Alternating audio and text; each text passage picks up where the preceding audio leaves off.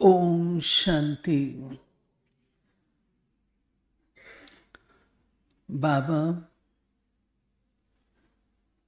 इस सृष्टि के खेल को भिन्न भिन्न रूपों से समझाते हैं। आज की मुरली है, ये खेल है स्मृति और विस्मृति का। स्मृति और विस्मृति का महत्व संगम युग पर ही है। स्मृति स्वरूप है तो कमाई है, और विस्मृति है तो घाटा है। तो बाबा ने आज अपनी जीवन कहानी कहो, अपना अनुभव कहो, सुनाया है। मैं कैसे पुरुषार्थ करता था और कैसे मैंने स्मृति स्वरूप को जीवन में अपना एक भाग बनाया, क्योंकि नष्टो मोह स्मृति लब्धा, ये दो शब्द हैं। स्मृति स्वरूप भी होना है। तो स्मृति किन किन बातों की? केवल बाबा की याद, ज्योति बिंदु। स्मृति स्वरूप कहा गया है। तो स्मृति स्वरूप में अनेक बातें आ जाती हैं।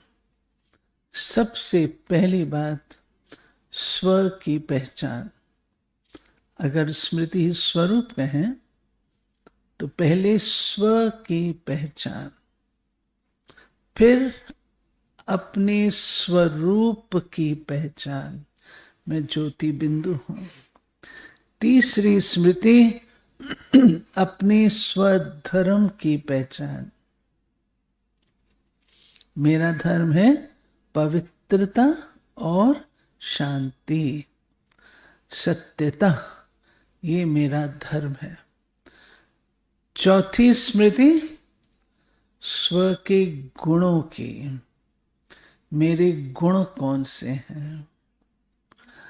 पांचवी स्मृति मेरे लक्ष्य की, मेरे जीवन का लक्ष्य क्या है।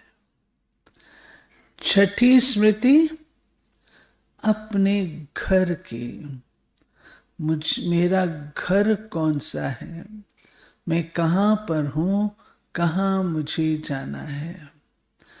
सातवीं स्मृति स्वदर्शन, सारे कल्प में मेरा पार्ट क्या है, मेरा पार्ट क्या है। और आठवीं स्मृति अपने पिता की, कौन मेरा पिता है। नवीं स्मृति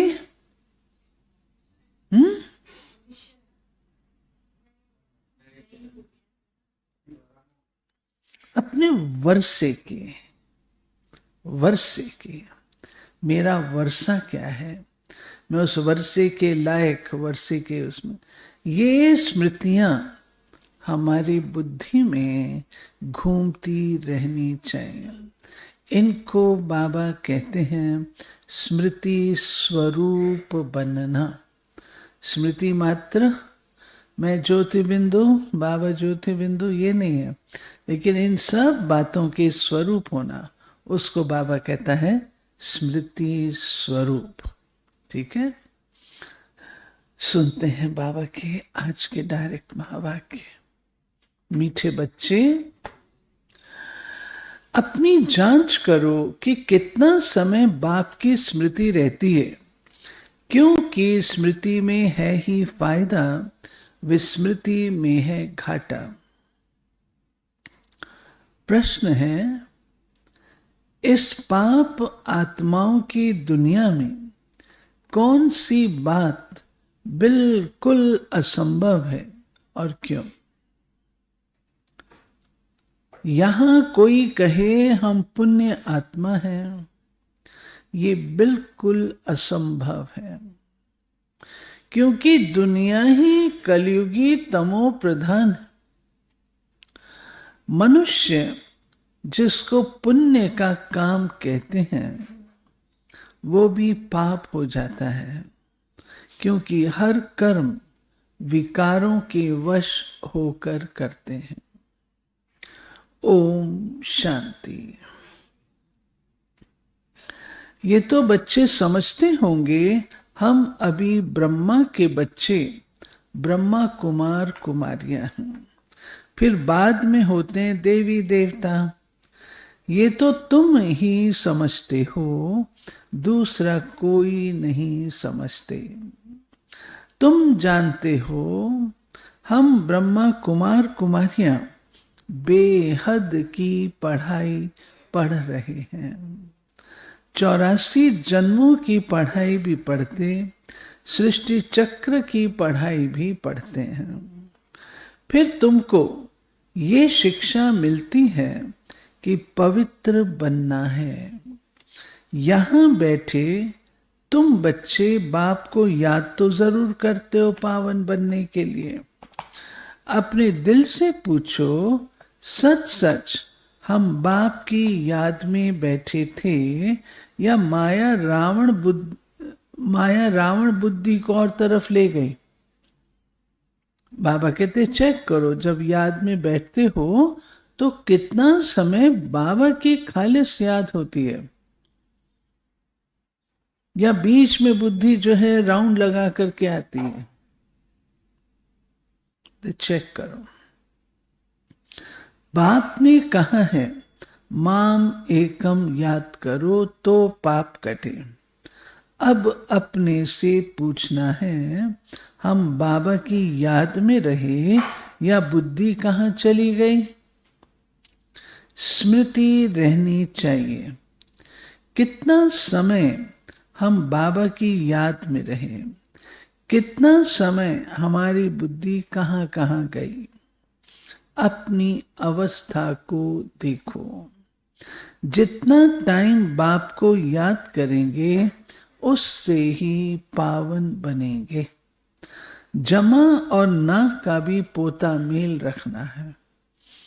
जमा और ना, कितनी कमाई हुई, कितना घाटा हुआ, उसका पोता मेल रखना है। आदत होगी तो याद भी रहेगा, लिखते रहेंगे। डायरी तो सबके पॉकेट में रहती ही है। जो भी व्यापार वाले होते हैं उन्हों की है हद की डायरी। जो बिजनेसमैन होता है अपने पॉकेट में हिसाब किताब का रखता है, और जो नौकरी पेशे वाले वो कम। तुम्हारी है बेहद की डायरी, तो तुमको अपना चार्ट नोट करना है। बाप का फरमान है, धंधा आदि सब कुछ करो, परंतु कुछ समय निकाल मेरे को याद करो। अपने पोता मेल को देख फायदा बढ़ाते जाओ, घाटा न डालो। तुम्हारी युद्ध तो है ना, सेकंड में फायदा, सेकंड में घाटा। झट मालूम पड़ता है हमने फायदा किया या घाटा। ये तो हर एक समझ सकते हैं, हर एक समझ सकते हैं कि इस समय मेरी स्मृति फायदे की तरफ है या घाटे की तरफ है।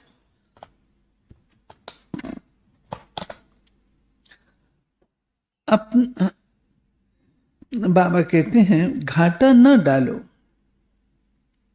तुम व्यापारी हो ना, कोई विरला ये व्यापार करे।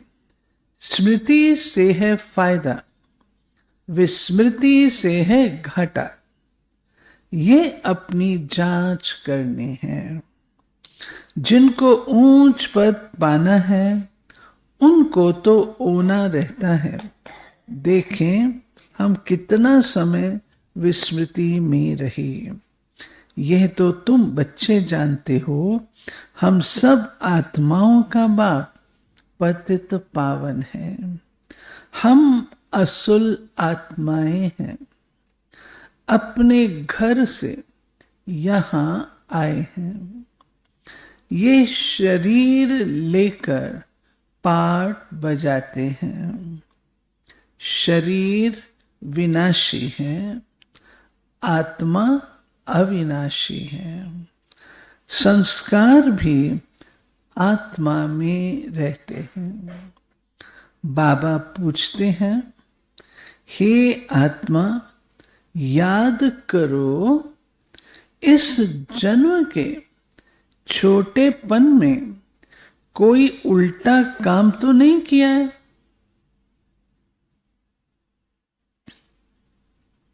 याद करो। बाबा कहते याद करो, छोटेपन में कोई उल्टा काम तो नहीं किया है। 3-4 वर्ष से लेकर याद तो रहती है, हमने छोटेपन में कैसे बिताया है, क्या क्या किया है। कोई भी बात दिल अंदर खाती तो नहीं है। कॉन्शियस बाइट करते हैं ना, ये नहीं करना चाहिए था, मैंने ये किया है लेकिन मैंने बताया नहीं, तो ये सब कॉन्शियस बाइट करती है। तो अगर दिल खाती है तो माना बाबा कहते खाता है। याद करो, सत्युग में पाप कर्म होते ही नहीं, तो पूछने की बात नहीं रहती। यहां तो पाप होते ही हैं। मनुष्य जिसको पुण्य का काम समझते हैं वो भी पाप ही है। ये है ही पाप आत्माओं की दुनिया। तुम्हारी लेन देन भी है पाप आत्माओं से। पुण्य आत्मा यहां है नहीं। पुण्य आत्माओं की दुनिया में फिर एक भी पाप आत्मा नहीं। पाप आत्माओं की दुनिया में एक भी पुण्य आत्मा नहीं हो सकती। बाबा कहते दिन और रात दोनों अलग अलग है। दिन के टाइम पर रात का मतलब नहीं है, रात के टाइम पर दिन का मतलब नहीं है। पाप के टाइम पर पुण्य का मतलब नहीं है, पुण्य के टाइम पर पाप का मतलब नहीं है। जिन गुरुओं के चरणों में गिरते हैं वो भी कोई पुण्य आत्मा नहीं है। ये तो है ही कलयुग, सो भी तमो प्रधान। तो इसमें कोई पुण्य आत्मा होना ही असंभव है।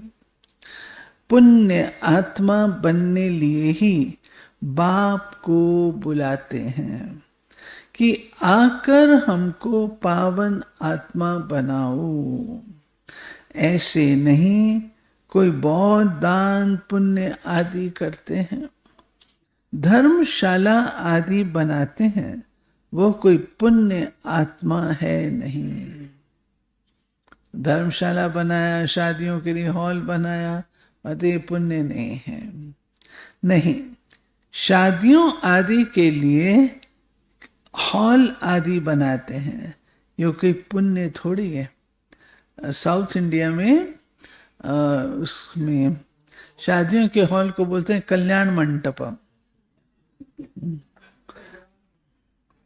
शायद महाराष्ट्र में उसको बोलते हैं मंगल कार्यालय, ऐसे ना। महाराष्ट्र है कोई बैठा महाराष्ट्र, है ना, मंगल कार्यालय बोलते हैं ना।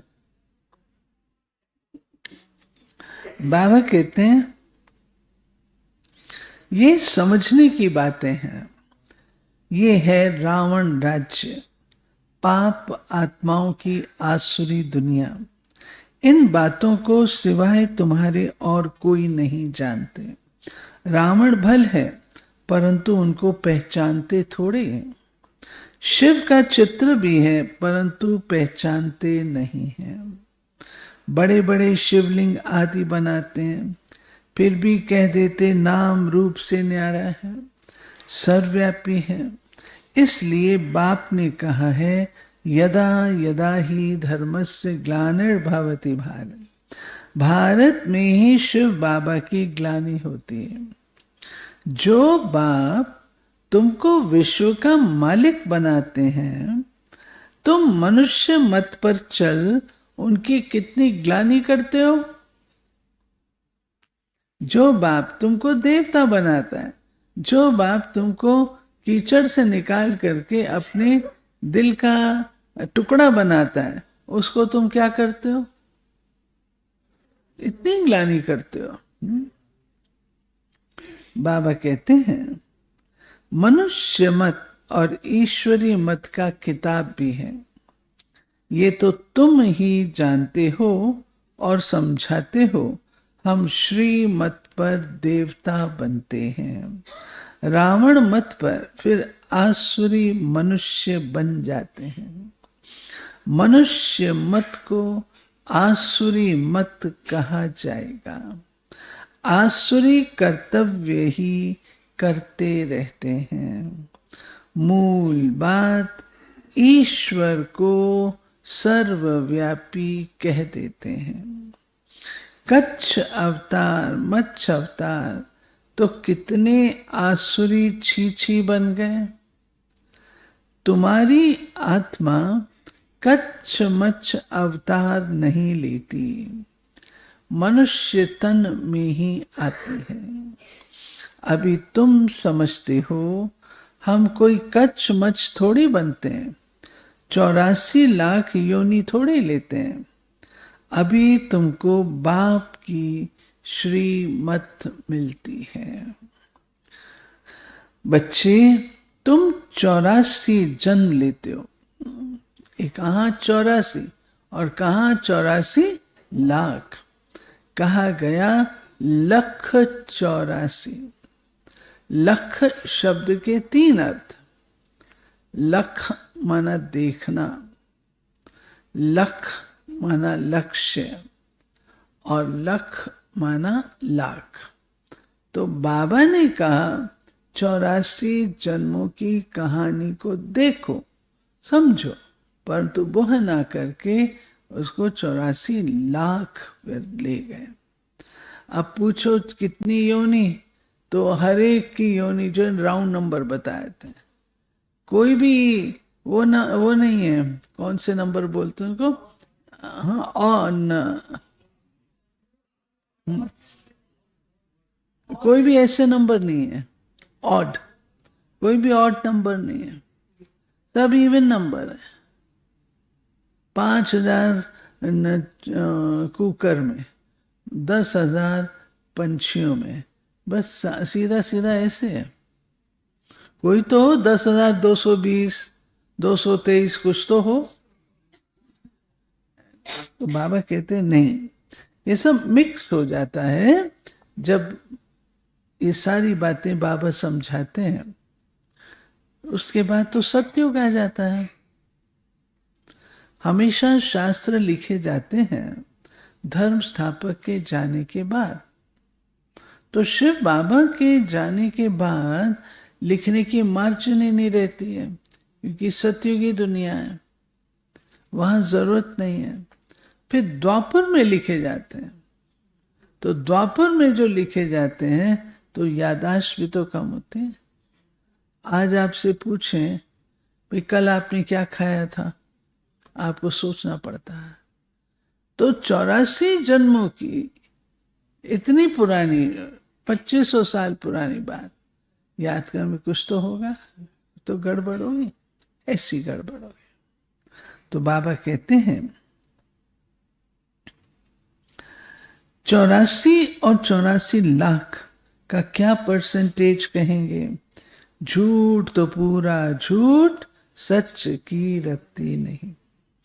इनका भी अर्थ समझना चाहिए। भारत का हाल देखो क्या है।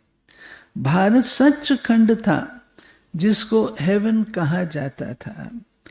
आधा कल्प है राम राज्य, आधा कल्प है रावण राज्य। रावण राज्य को आसुरी संप्रदाय कहेंगे। कितना कड़ा अक्षर है। आधा कल्प देवताओं का राज्य चलता है। देव दिवाली थी ना, कल थी, कल थी। उसमें कहते हैं देवताएं सोए हुए होते हैं, वो उठ जाते हैं, उनका साम्राज्य शुरू हो जाता है। एक है दिवाली जब आत्माओं का दीपक जग जाता है, दूसरी दिवाली है जब हम देवताएं कोरोनेशन करते हैं। दो, इसी शायद देव दिवाली है। बाबा कहते हैं उसमें भी दीपक जगाते, देव दिवाली पर भी कहते दीपक जगाते हैं।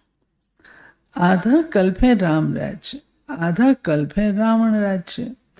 रावण राज्य को आसुरी संप्रदाय कहेंगे। कितना कड़ा अक्षर है। आधा कल्प देवताओं का राज्य चलता है। बाप ने समझाया है, Lakshmi Narayan the first, the second, the third कहा जाता है। जैसे एडवर्ड द फर्स्ट सेकंड होता है ना, पहली पीढ़ी फिर दूसरी पीढ़ी ऐसे चलती है। तुम्हारा भी पहले होता है सूर्यवंशी राज्य, फिर चंद्रवंशी। बाप ने आकर ड्रामा का रास भी अच्छी रीति समझाया है। तुम्हारे शास्त्रों में यह बातें नहीं थीं। कोई कोई शास्त्रों में थोड़ी लकीरें गाई हुई हैं, परंतु उस समय जिन्होंने पुस्तक बनाए हैं उन्होंने कुछ समझा नहीं है। बाबा भी जब बनारस गए थे उस समय ये दुनिया अच्छी नहीं लगती थी। वहां सारी दीवारों पर लकीर बैठ लगाते थे। बाप ये सब कराते थे, परंतु हम तो उस समय बच्चे थे ना, पूरा समझ में नहीं आता था। बस कोई है जो हमसे ये कराता है। विनाश देखा तो अंदर में खुशी भी थी। रात को सोते थे तो भी जैसे उड़ते रहते थे, परंतु कुछ समझ में नहीं आता था। ऐसे ऐसे लकीरें खींचते रहते थे। कोई ताकत है जिसने प्रवेश किया है। हम वंडर खाते थे। पहले तो धंधा आदि करते थे, फिर क्या हुआ, कोई को देखते थे और झट ध्यान में चले आते थे। कहता था ये क्या होता है, जिसको देखता हूं उसकी आंखें बंद हो जाती हैं। पूछते थे क्या देखा, तो कहते थे वैकुंठ देखा, कृष्ण देखा। ये भी सब समझने की बातें हुई ना, इसलिए सब कुछ छोड़कर बनारस चले गए समझने लिए। सारा दिन बैठा रहता था, पेंसिल और दीवार उस पर खींचता। ये सारी चीज पढ़ी मैंने, ये कईयों को तो पता होगा।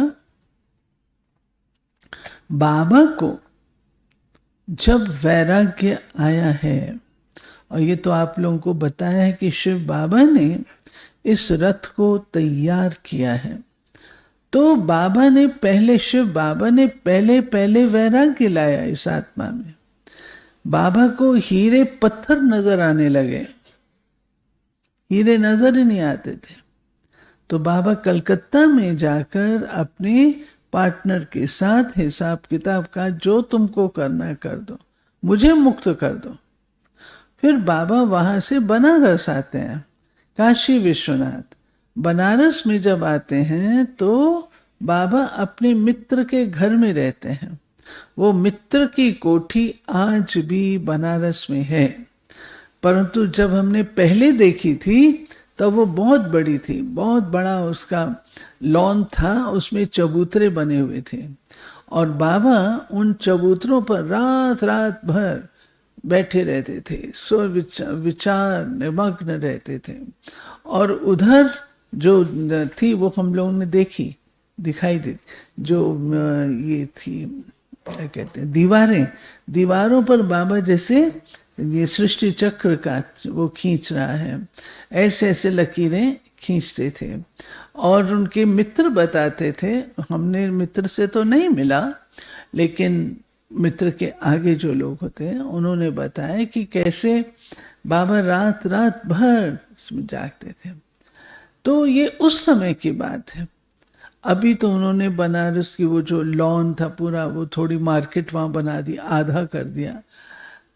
बहुत अच्छा ग्रैंड लॉन था, कोठी बहुत बड़ी थी, उसमें छपी हुई है, अद्भुत जीवन कहानी में छपी हुई है, बहुत ग्रैंड थी। तो वहाँ पर बाबा शिव बाबा का मंदिर भी है, तो बाबा ने वो बनारस चुना जिससे कि ये सब बातें मुझे स्पष्ट हो। लेकिन ये तो कार्य शिव बाबा का था।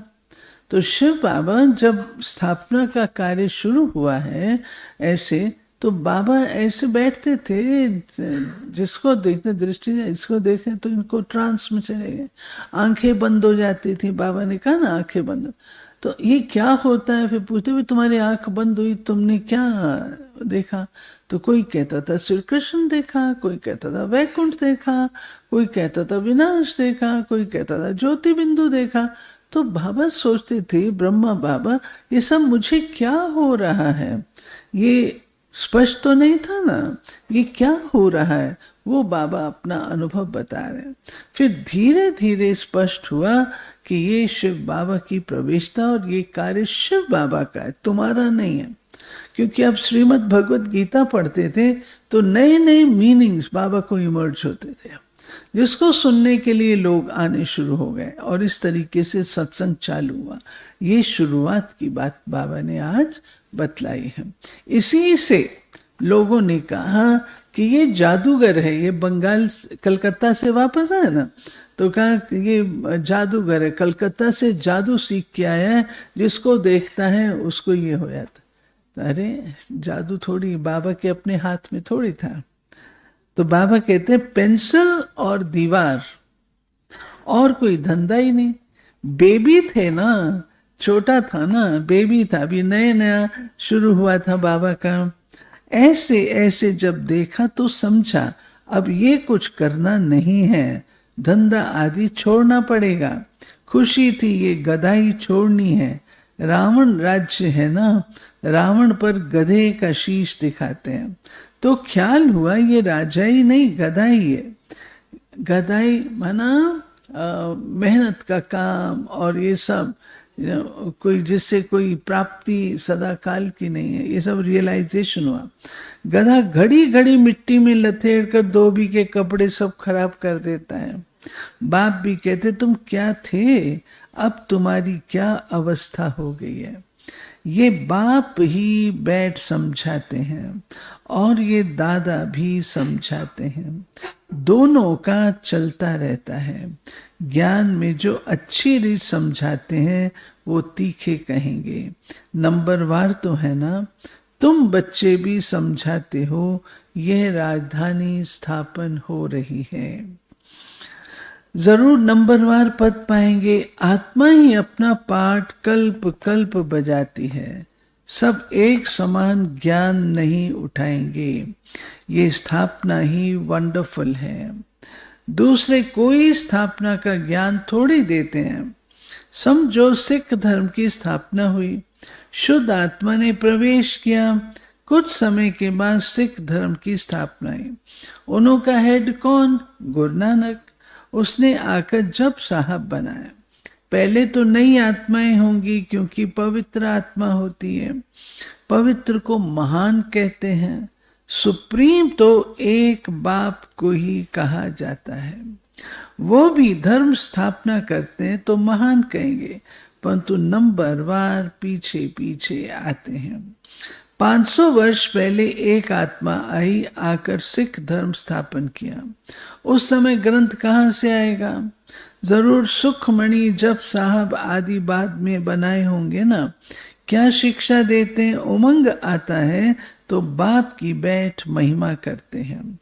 बाकी ये पुस्तक आदि तो बाद में बनते हैं जब बहुत हो। पढ़ने वाले भी तो चाहिए ना, सबके शास्त्र पीछे बने हो। जब भक्ति मार्ग शुरू हो तब शास्त्र पढ़े। ज्ञान चाहिए ना, पहले सतो प्रधान होंगे, फिर सतो रजो तमो में आते हैं। जब बहुत वृद्धि हो तब महिमा हो और शास्त्र आदि बने, नहीं तो वृद्धि कौन करे? फॉलोअर्स बने ना। सिख धर्म की आत्माएं आवे जो आकर फॉलो करें, उसमें बहुत टाइम चाहिए। नई आत्मा जो आती है उनको दुख तो हो नहीं सकता, लॉ नहीं कहता। आत्मा सतो प्रधान से, सतो रजो तमो में आवे तब दुख हो। लॉ भी है ना, यहाँ है मिक्सअप। रावण संप्रदाय भी है तो राम संप्रदाय भी है। अभी तो संपूर्ण बने नहीं हैं, संपूर्ण बनेंगे तो फिर शरीर छोड़ देंगे। कर्मातीत अवस्था वाले को दुख हो ना सके, वो इस छी दुनिया में रह नहीं सकते। जैसे दादी जी का प्रसिद्ध है, दादी जी की कर्मातीत अवस्था होती गई तो शरीर में कुछ भी था तो दादी को जरा भी फील नहीं होता था। हमने तो तीनों दादियों को देखा है, तीनों को जैसे जैसे संपूर्णता को प्राप्त करती गई कर्मातीत, शरीर में डॉक्टर इंजेक्शन लगा रहा है, कुछ कर रहा है, जरा भी चेहरे के ऊपर आता नहीं था। न जानकी दादी के, न गुलजार दादी के, न प्रकाशमणि दादी। प्रकाशमणि दादी का तो प्रसिद्ध है। हम डॉक्टर ने कहा दादी जी आप कैसी हैं? कहती मैं बिल्कुल ठीक हूं। कहा आपको इतनी सारी ये सब लगी हुई है, नली है, ये आप कहते हो मैं ठीक हूं। कहा आपने सवाल ही गलत पूछा है। आपने पूछा आप कैसी हैं, मैं तो ठीक हूं। आप ये पूछते आपका शरीर कैसा, तो मैं बताती मैं तो ठीक हूं। ये अवस्था है, ऐसा आंसर निकलता है तो ये अवस्था है, अवस्था बोलती है। तो बाबा कहते हैं वो चले जाएंगे, बाकी जो रहेंगे वो कर्मातीत नहीं बने होंगे। सब तो एक साथ कर्मातीत हो नहीं सकते। बल विनाश होता है तो भी कुछ बचेंगे, प्रलय नहीं होती। गाते भी हैं राम गयो रावण गयो जाको बहु परिवार। रावण का बहुत परिवार था, हमारा परिवार तो थोड़ा है। वो कितने ढेर धर्म हैं, वास्तव में सबसे बड़ा हमारा परिवार होना चाहिए, क्योंकि देवी देवता धर्म सबसे पहला है। अभी तो सब मिक्सअप हुए हैं, क्रिश्चियंस भी बहुत बन गए। जहां मनुष्य सुख देखते, पोजीशन देखते, उस धर्म के बन जाते। जब जब पोप आता है बहुत क्रिश्चियन बनाते, फिर वृद्धि भी बहुत होती है। सतयुग में तो है ही एक बच्चा एक बच्ची, और कोई धर्म की ऐसे वृद्धि नहीं होती। अभी देखो सबसे क्रिश्चियन तीखे हैं, बहुत बच्चे पैदा करते हैं, उनको इनाम मिलता है, क्योंकि उनको तो मनुष्य चाहिए ना। रशिया में उसको पता नहीं कौन सी मदर बोलते हैं, कोई नाम है जो बहुत जन्म देती है, उसको टाइटल देते हैं। तो बाबा कहते हैं जो मिलिट्री लश्कर काम में आएगा, बहुत मनुष्य चाहिए क्योंकि उनको लश्कर में चाहिए। हैं तो सब क्रिश्चियन, रशिया अमेरिका सब क्रिश्चियन है। एक कहानी है, दो बंदर लड़े, माखन बिल्ला खा गया। ये भी ड्रामा बना हुआ है। आगे तो हिंदू मुसलमान इकट्ठे रहते थे, एक ही परिवार था, बहुत प्यार से रहते थे। बाबा को भी तो वहां पर मदद की ना इन्होंने, जब पाकिस्तान बना तो उन्होंने बहुत मदद की। जब अलग हुए तब पाकिस्तान की नई राजाई खड़ी हो गई। ये भी ड्रामा बना हुआ है। दो लड़ेंगे तो बारूद लेंगे, धंधा होगा। ऊंच से ऊंच ऊनों का ये धंधा है। परंतु ड्रामा में विजय की भावी तुम्हारी है। 100% सर्टेन है, तुम्हें कोई भी जीत नहीं सकते। बाकी सब खत्म हो जाएंगे। तुम जानते हो नई दुनिया में हमारा राज्य होगा। जिसके लिए तुम पढ़ते हो, लायक बनते हो। तुम लायक थे, अब नालायक बन पड़े हो। बोलो भाई, नालायक बन पड़े? हाँ, आगे वाले तो रियलाइजेशन से बोल रहे हैं, और पीछे वाले माताएं नालायक थे, अभी नहीं है नालायक, अब तो लायक हो गए ना। फिर लायक बनना है। गाते भी हैं पतित पावन आओ, परंतु अर्थ थोड़ी समझते हैं। ये है ही सारा जंगल। अब बाप आए हैं, आकर कांटों के जंगल को गार्डन ऑफ फ्लावर बनाते हैं। वो है डीटी वर्ल्ड, ये है डेविल वर्ल्ड। सारी मनुष्य सृष्टि का राज समझाया। तुम अभी समझते हो हम अपने धर्म को भूल धर्म भ्रष्ट हो गए हैं। तो सब कर्म विकर्म ही होते हैं। कर्म विकर्म अकर्म की गति बाबा तुमको समझा कर गए थे। तुम समझते हो बरोबर कल हम ऐसे थे, फिर आज हम यह बनते हैं। नजदीक है ना, बाबा कहते कल तुमको देवता बनाया था, राज्य भाग दिया था, फिर सब कहाँ किया? जवाब दो, कहाँ किया? इतना सबको तुमको दिया, तुमने कहाँ खर्च किया? हिसाब दो। तुमको स्मृति आई है भक्ति मार्ग में हमने कितना धन गंवाया। कल की बात है ना, बाप तो आकर हथेली पर बहिष्ट देते हैं, तिरी पर बहिष्ट। ये ज्ञान बुद्धि में रहना चाहिए। बाबा ने ये भी समझाया है ये आंखें कितना धोखा देती हैं। क्रिमिनल आई को ज्ञान से सिविल बनाना है। अच्छा, मीठे मीठे सिकीलते बच्चों प्रति माता पिता बाप दादा का याद प्यार और गुड मॉर्निंग। रूहानी बाप की रूहानी बच्चों को नमस्ते। हम रूहानी बच्चों की रूहानी बाप को नमस्ते। धारणा के लिए अपनी बेहद की डायरी में चार्ट नोट करना है। हमने याद में रहकर कितना फायदा बढ़ाया, घाटा तो नहीं पड़ा। याद के समय बुद्धि कहाँ कहाँ गई। दूसरा, इस जन्म में छोटेपन से हमसे कौन कौन से उल्टे कर्म अथवा पाप हुए हैं वो नोट करना है। जिस बात में दिल खाती है उसे बाप को सुनाकर हल्का हो जाना है। अब कोई भी पाप का काम नहीं करना है। वरदान, कर्म बंधन को सेवा के बंधन में परिवर्तन कर सर्व से न्यारे और परमात्म प्यारे भाव। कर्म बंधन को सेवा के बंधन में परिवर्तन कर सर्व से न्यारे और परमात्म प्यारे भाव। परमात्म प्यार ब्राह्मण जीवन का आधार है, लेकिन वो तब मिलेगा जब न्यारे बनेंगे। अगर प्रवृत्ति में रहते हो तो सेवा के लिए रहते हो। कभी भी ये नहीं समझो कि हिसाब किताब है, कर्म बंधन है, लेकिन सेवा है। सेवा के बंधन में बंधने से कर्म बंधन खत्म हो जाता है। सेवा भाव नहीं तो कर्म बंधन खींचता है। जहां कर्म बंधन है वहां दुख की लहर है। सेवा के बंधन में खुशी है। इसलिए कर्म बंधन को सेवा के बंधन में परिवर्तन कर न्यारे प्यारे रहो तो परमात्म प्यारे बन जाएंगे। स्लोगन, श्रेष्ठ आत्मा वह है जो स्वस्थिति द्वारा हर परिस्थिति को पार कर ले। श्रेष्ठ आत्मा वो है जो स्वस्थिति के द्वारा हर परिस्थिति को पार कर ले। वो जो स्मृतियां हमने निकाली थी उसमें दो और भी ऐड हो सकती हैं, स्वस्थिति और स्वमान।